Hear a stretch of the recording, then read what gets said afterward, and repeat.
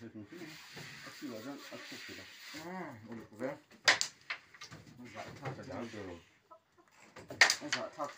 cất mấy sợ ấy còn đúng ở đâu không lụt là vậy lụt nói rất cậu giờ còn lụt rồi tao này hả đi dọn cái này ha số cậu to rồi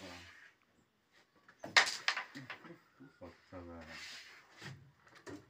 thấy tê mà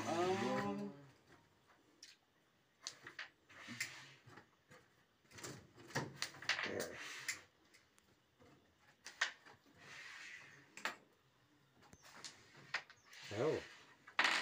giờ nếu mà chúng chắc là chưa được ăn rồi cho cái lốc là à hàn cái cho lỗ mày ăn ơi một về đón ta phải tiếp tục Ôi ơi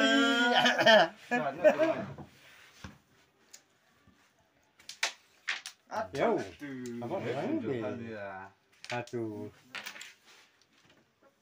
sống thử mà à từ đó